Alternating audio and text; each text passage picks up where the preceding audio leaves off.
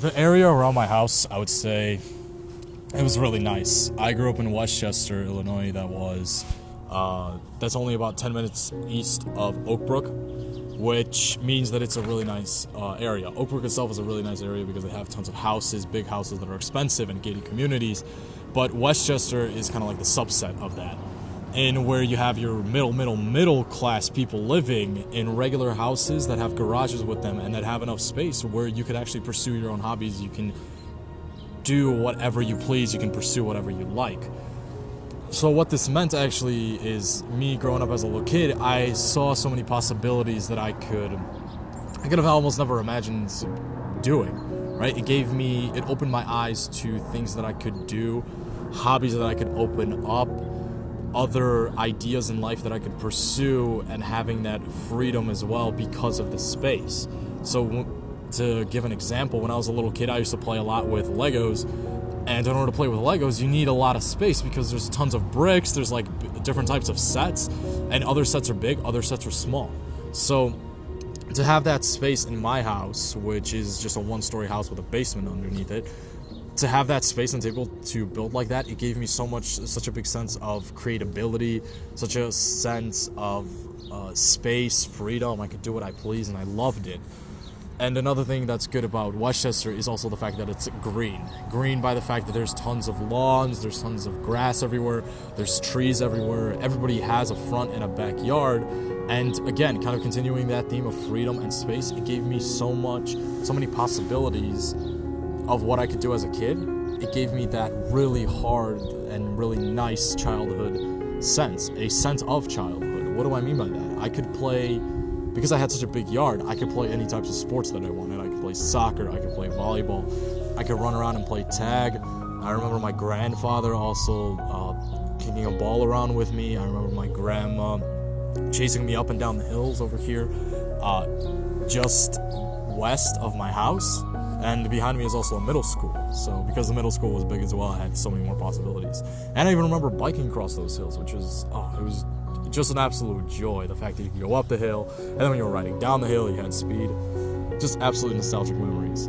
And there was nothing better than it. I mean, there's nothing more than a kid could want in life besides having space, freedom to run around, to do what you want, and just having that idea and sense of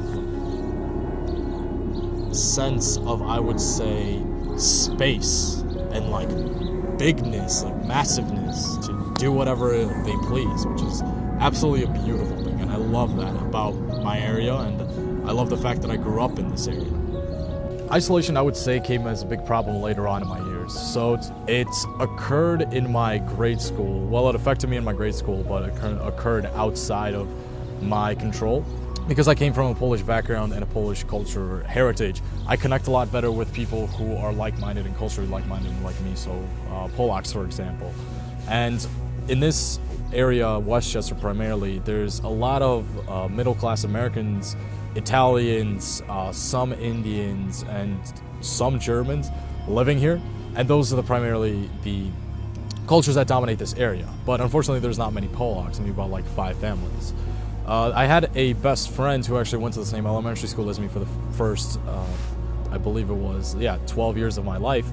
But when his family decided to move to Midway in about like 5th or 6th grade, I unfortunately lost a best friend. And from there, that's where isolation occurred, and that's where isolation happened. What happened is that I couldn't find any friends. Since I went to a school that had culturally people of different cultures and different backgrounds than me, I wasn't able to connect with them as well as I would with Polacks. And also I was far away from regions that had a lot of Polacks in them. So you had the south side, which had a ton of Polacks. If you guys are wondering what areas, it's Oaklawn, Burbank, Justice, and Willow Springs. And then also far away from the north side, which is like Harwood Heights, Norridge, northern part of Chicago, Jefferson Park, and even Dunning. Those areas had tons of Polacks, but unfortunately we didn't live in those areas, and so trying to find friends and other people was hard for me. Thankfully, once I graduated from 8th grade, I went to Fenwick High School, and from there I made some friends, but again, I was still far away from those Polish people, like-minded people, and Polish people, same cultural background as well. And so I wasn't able to connect with even people from Fenwick as well, because they came from areas like Hinsdale, Westmont. They also came from other rich areas, even Elmhurst. And since I didn't live in those areas, I wasn't exposed to those people. I wasn't able to connect with them as well either. I was able to have some conversations, but not a true deep friendship connection, because I was just culturally different, and I also lived in like this middle class area where trying to find those people in my high school was really tough. So that was a theme of isolation as well. Just the fact that there was a cultural background, my cultural heritage that prevented those connections. And as well, just living in different parts of town caused this even income gap between those two types of peoples. And the visions that they had of their childhood and the visions kind of like what they had for their future was different than the visions that I had for my future. And same with ideas. My ideas were different than theirs. And so trying to connect with those different types of individuals was very, very difficult.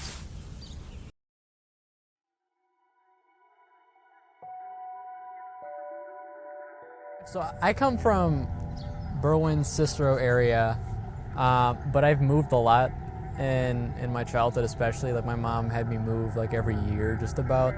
And actually, my parents were split when I was little, so it was like I had one half I was like a stable place, and the other half was me kind of moving around to different spots all over the place. But essentially, I started off my childhood in Cicero. I don't really remember that much. I went to Berwyn, and I stayed there for a pretty long time, just about 10 years. And from there, I ended up moving to Chicago. I was like staying in the Pilsen area, and now I'm living in Little Village. And I think the neighborhoods definitely have a very different feel to them, just in terms of culture and in terms of how like you feel just being in the neighborhood. Because like Berwyn definitely feels like a more calm place. Because you go to Chicago and, you know, honestly, all you hear like during the nighttime and stuff is you hear sirens and stuff. And it's the weirdest thing coming from like me, because I grew up in Cicero too a lot of the time. I ended up staying with my grandparents. But it's a very different experience, and I think that me, especially being like I'm half Mexican, half white, to put it like in easily, I'm a lot of things. But it makes a huge difference, because when you move to the city and you're like the only white kid on the block, at least in color, everyone looks at you a little differently, right? So like my whole block speaks Spanish, and I can kind of speak Spanish, but I'm not the greatest at it. And I definitely think that affects me, because like I don't feel as close to my neighbors now as I did in the past. Because I know in Berwyn I had a neighbor that, you know, she was right next to me. She had grapes, like a grapevine growing in her backyard, and she'd always just invite me over, and, you know, me and my dad would go over and pick grapes and stuff. And now it's like I don't even talk to my neighbors. Like they'll say hi, like if I'm walking past them and stuff, but it's just a weird feeling like I'm out of place. And that's really unfortunate, especially because like moving to the city, obviously I want to be close to the city, because especially downtown is really cool, and like a lot of the neighborhoods in the city are really cool. But the places that I can actually afford to live at are not the best. So especially in Little Village, and in Pilsen too, even though that's a little more upscale compared to Little Village, it's a very different feel, and you definitely get the idea that like you're not as welcome if you're not from the neighborhood, especially because of a lot of things going on like gentrification, where you end up looking like a bad guy just because you moved into a different neighborhood. In terms of like feeling out of place, right? Coming from Berwyn, you know, my parents didn't make much money when I was growing up. My dad's doing a lot better right now. My mom's still about in the same place as when I was born, which is unfortunate, because it's more so like she's a product of her environment. She came over from Mexico when she was about 14, 15 years old.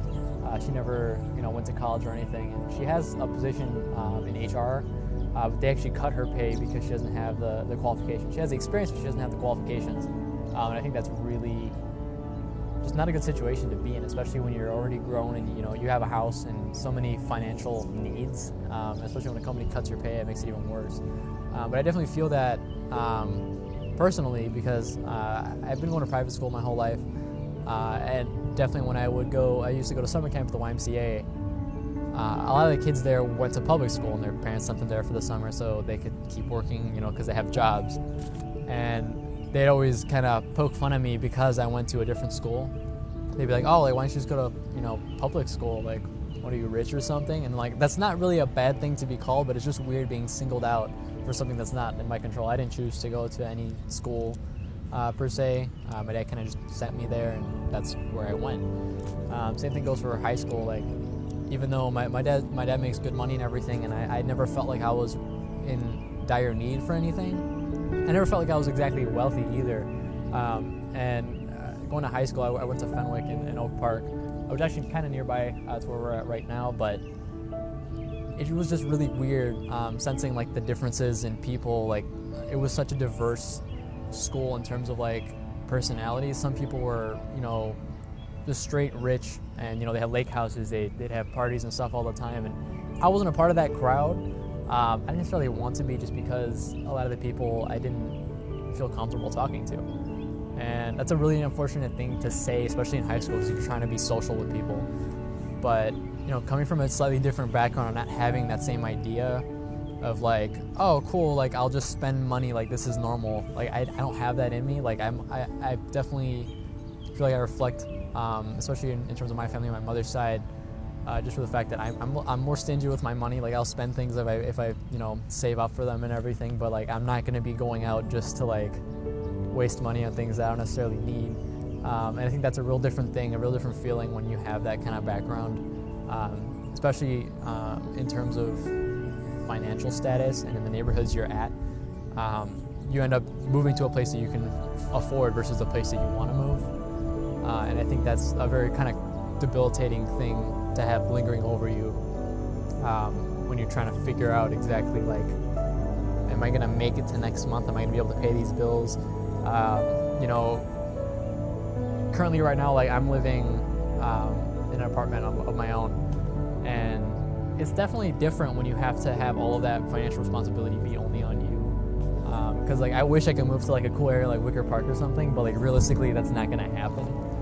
Even in Little Village, I have a 2-bedroom apartment. It's like $1,200 a month. So when you're looking at that and you think about like the families that have already been living there, a lot of the places are going up and up in price, and it's becoming harder to live in an area that used to be affordable.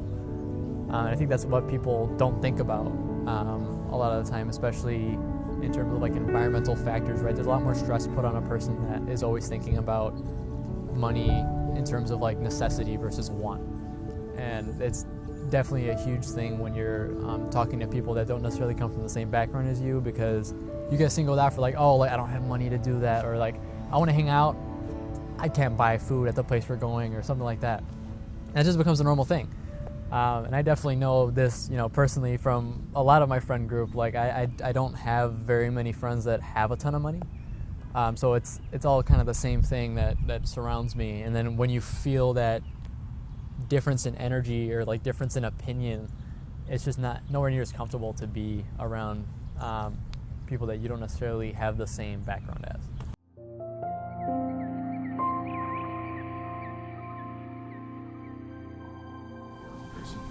So growing up in Cicero, I saw a lot of factories around me. I live on the northwest side of Cicero. It's one of the most underdeveloped parts of Cicero. I live about 3-4 blocks away from one of the crappiest motels that has actually been in documentaries of sex workers and like the abuse of sex workers that goes on in that motel. And the drug trafficking that goes on in that motel. So growing up seeing that and going past what my mom would label a crack house was kind of traumatizing to me, because I was scared of walking past that block, especially if I was, even if I was with my mom, I would be kind of scared to put her and myself in that situation. It was just like kind of terrifying to see my mother having to walk through that, because we didn't have means of transportation. She didn't know how to drive. And the bus was kind of counterintuitive. It wouldn't always take you to the places you needed to take. There's sort of a lack of accessibility. If you miss the bus, you're kind of fucked because you can't take it again. And also, like, just having to pay for the bus and then carrying your stuff in there, it's just, like, not really a great environment for children as well. I remember seeing people who were sometimes, like looked very sketchy on the bus, and my mom kind of wanted to turn our eyes away from that, but it was hard because like the bus was our only means of transportation. My dad worked for most of the day, and we wouldn't see him until like 8 p.m. at night. And at that point, we were already home, and like we had already been fed, and like dinner was already on the table, waiting for him to be reheated, just because he would get there so late.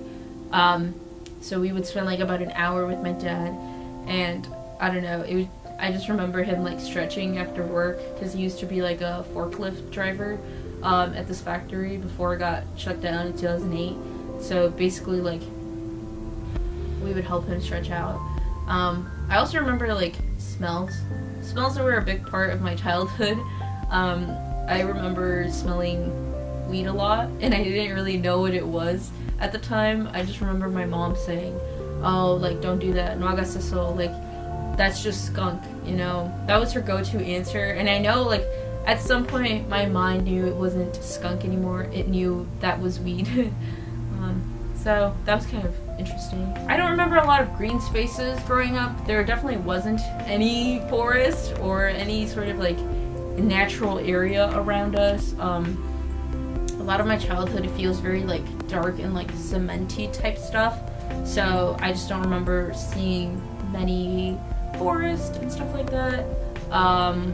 One time when I was like 9 years old, my parents and I went on a road trip to California, and that was like the first time I ever saw stars in my entire life. Driving through Arizona and seeing like stars, and also mountains. That was the first time. I also remember seeing a lot of like green areas and like trees, and I was like really amazed as to how I have not seen that my entire life, you know. And that's like when my passion and love for green spaces started. Growing up, I've always really cared about the environment, and I didn't understand, like, my cousins lived in Chicago, and Chicago has laws about recycling, so I never understood why Cicero didn't have recycling bins, and like why we couldn't recycle, why it smelled like crap so often in Cicero. Our roads were different, our streets weren't the same, and neither were our alleyways. Our alleyways are riddled with potholes, and it's just very inaccessible. There's trash a lot. So that was something that I didn't really like so often. When I got to high school, my freshman year of high school, our school is positioned directly across the street in between two big factories. I had a 0 hour, so I'd be walking in there early. I would walk through this like really gross smelling factory, and it would just like, it smelled like metal, or metal mixed with like trash. It was just really disgusting and not really a good place for high schoolers to be in. And that's also when I started being friends from people with Cicero who live on the south side of Cicero, and that's kind of the nicer side of Cicero. That's when I realized that my experiences with Cicero were completely different. My friends didn't know where my house was. They didn't have the same experiences as I did. They didn't know that part of Cicero was part of Cicero, and I think that just goes to show the dichotomy of Cicero and how split up it is. There's definitely a different culture between North Cicero, South Cicero. Living in North Cicero has just been there's definitely more like racism and environmental issues. We have lead in our water in Cicero, and I think like growing up on the north side and living on the north side of Cicero goes to show that, like, I don't know, like there's a split between where you were from. I definitely felt like my family was not benefiting at all. We didn't have like access to as many grocery stores or like as many healthy options, I would say. There's more green spaces, and it feels quote unquote safer to be in the south side of Cicero, just because the north side of Cicero has such a negative image of the 90s and when gangs were in Cicero. And that presence of like North Cicero being unsafe is still there, and it still affects the people who live in North Cicero, just because people assume the type of person you are from where you're from. When I tell my friends where I'm from, they automatically think I'm ghetto, or I say certain words that they do certain things that they wouldn't do, tend take the bus, even though they would never take the bus. I remember the first time I told one of my friends that I take the bus to school, and they kind of gave me a look like, your parents don't drive you, and my parents don't have the time or the job to drive me to school. So after high school, I went to Carleton at the start of fall in 2019. That was a difficult transition just because, well, for starters, I came from Morton High School, which is one of the lowest ranked schools in all of Illinois. It does not meet the per student funding that it should meet, and it does not have access to mental health resources as much as many students might need it. So, I graduated Morton. I tried seeing a therapist my senior year of high school, but I kept getting redirected to someone else, and I was just tired of that, so I just gave up and went on my senior year until I decided, I'll try it at college. So getting to Carleton was definitely difficult for me. When my parents dropped me off, we all cried just because I was the first one to leave Cicero, the first one to dorm at a school, and to be away for such a long period of time. So I started Carleton in the fall of 2019, and that's when I realized that I did not have the knowledge that a lot of students had. I took my first geology course at Carleton and a religion course, and through these courses I just realized that I wasn't prepared to start college. From my geology course, I got a lot of stress and anxiety, and testing anxiety was what I realized that I had, just because I didn't know if I was adequate enough to be at a school like Carleton. I was scared. My peers would always say things that sounded extremely intelligent, and they would reference chemistry classes that they took, and they would reference other APs or IBs that they took in high school, and I was just intimidated because I did not have that, and I don't have insurance, so I don't have the ability to get a therapist in Cicero now that I'm back due to the cancellation of spring term. So I don't know what I'll be doing. I could do phone-in services with Carleton. I just don't think that'll be the best for me. I really like talking to my therapist. She really saw a shift in my mood when we would talk at times. And I think that's what I need. I need to talk to a person. I need to talk to her. And I don't know, we would try exercises together for combating anxiety and trying different stress routines instead of my go-to old habits that it didn't work at all back before I saw a therapist. So it's just difficult getting access to mental health. People here in Cicero, there's not many clinics that offer it, or not that I've been explicitly told. My local clinic definitely has not asked me if I needed mental health services, has not asked me if I've ever experienced thoughts of suicide or thoughts of depression. So I don't know how other students and current younger people who have that going on, especially during a time like coronavirus, when you have to be at home and you have to be around your parents who may cause you stress, who may cause you depression, it's just hard to think of those students and how they're doing. And in North Cicero is not. And how many sirens do you hear in Cicero? I grew up hearing sirens. Sometimes I would be waking up at night because I heard sirens, and I would be confused, why is this happening? Going to school in the middle of nowhere, Minnesota, I have not heard sirens very often. Maybe once in my entire time there combined, so it's just different. The air feels different in Minnesota for sure compared to Cicero. But change is small, but change is happening, and I hope that we can make more change as people come back from graduating at their individual schools. So I have hope.